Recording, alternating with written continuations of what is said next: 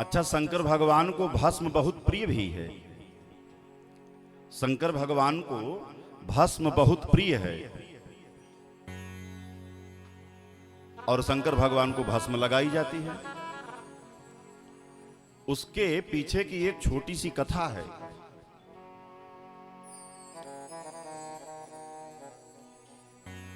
ये सारा समाज जो है ना, ये दुनियादारी के चक्कर में फंसा हुआ है। शंकर भगवान सोच रहे थे कि हमारा सबसे अच्छा भक्त कौन है, तो खूब घूम टहल करके देख रहे हैं, लेकिन सब स्वार्थी मिल रहे हैं। कोई कायदे का भक्त उनको मिले ही नहीं रहा है। अब भगवान भोलेनाथ को प्रिय कौन है? भगवान शंकर को वही व्यक्ति प्रिय है जो राम भक्त हो, जो राम की साधना करता हो। शंकर भगवान की नजरों में उसकी बहुत बड़ी इज्जत होती है। जहां जाते हैं दुनिया भर की झंझट, दुनिया भर का प्रलाप, किसी की निंदा, किसी की बुराई, चुगलखोरी, यही सब चल रहा था। लेकिन संसार के लोग संसारियों को, आपस में मित्रों को, उठने बैठने वाले लोगों को सत्य का बोध नहीं करा रहे हैं। और सत्य का बोध आदमी पैदा होता है और मर जाता है। दुर्भाग्य है कि जीते जी आदमी को सत्य का ज्ञान नहीं हो पाता है, और वो ज्ञान तब होता है जब आदमी चार कंधों पर चला जाता है, तब सत्य का ज्ञान कराया जाता है। और उस सत्य का ज्ञान कराने से कोई लाभ नहीं। हो सके तो उस ज्ञान को पहले करा दिया जाए। क्योंकि एक चीज जान लीजिए, जैसे हम पैदा होते हैं वैसे संसारी हमको दुनिया में फंसा देते हैं। कि बचपन में बताया गया कि धराधाम सत्य है, और जब जवान हुए तो यौवन में बताया गया कि अर्थ काम सत्य है।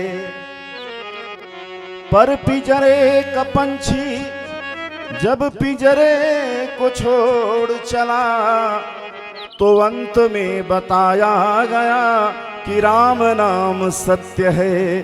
तो अंत में बताया गया कि राम नाम सत्य है। तो सभी लोग यही कहते जा रहे थे, राम नाम सत्य है, राम नाम सत्य है। शंकर भगवान ने कहा ये लोग बहुत अच्छे हैं धरती पर। शंकर भगवान पीछे पीछे चल पड़े, वेश बदल करके। कहते हैं श्मशान में जाने के बाद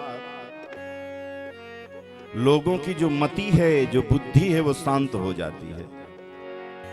वहीं जाकर के आदमी कहता है अच्छा, एक दिन चाहे वो कोई 1 करोड़ कमाने वाला हो और चाहे 1000 कमाने वाला हो, अंत में यही गति सबकी होती है। एक दिन यह शरीर राख में परिवर्तित हो जाना है।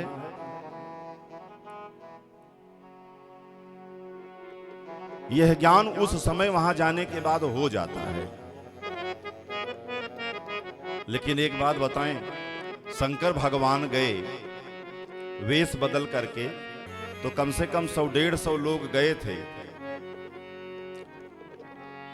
मरे हुए व्यक्ति को श्मशान में लेकर के, तो वहां जाने के बाद लोग झुंड बना बना करके बैठे थे। 4-6 लोग इधर, 4-6 लोग उधर, 4-6 लोग उधर। तो शंकर भगवान ने कहा कि चल करके ये देखें कि जो रास्ते में कहते हुए ये लोग आ रहे थे कि राम नाम सत्य है, क्या यहां भी बैठ करके उसी चीज की चर्चा कर रहे हैं या चर्चा अलग हो गई। तो 4 लोगों के बीच में जाकर के बैठे शंकर भगवान, तो वहां चर्चा हो रही थी। क्या बताऊं,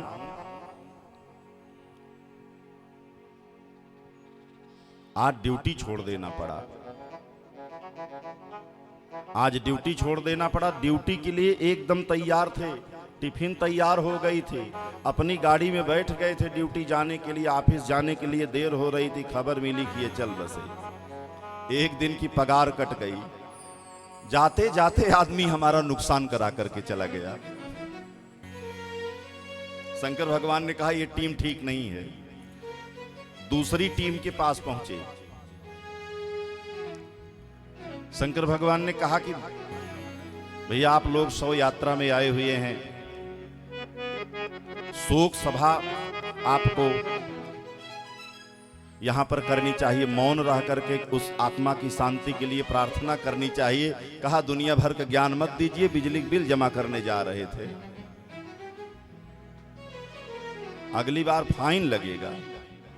और इनको चलना था तो आज ही चल दिए, नुकसान करा गए।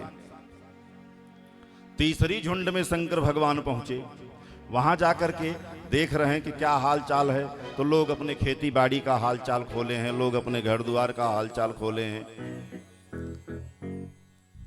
बोले ये लोग भी जिस नाम को रटते हुए आ रहे थे उस नाम की चर्चा अब यहां नहीं कर रहे हैं।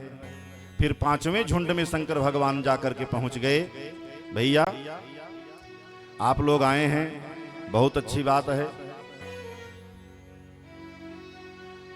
तो आप लोगों की हाल चाल ठीक है। अरे हाल चाल की मत पूछिए, बड़ा खराब आदमी था, बड़ा खराब आदमी था, जीते जी किसी को चैन की सांस लेने नहीं दिया।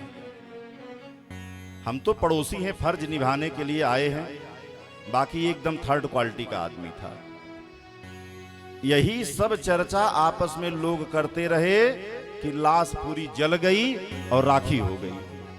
तो सब लोग उठ उठ करके चले गए। शंकर भगवान चिंता में पड़ गए कि आखिर मैं आया था, इसमें जितने लोग आए थे वो एक भी कायदे के आदमी नहीं थे, कोई आदमी भगवान का भक्त नहीं था, यही एक ठो था जो मर गया।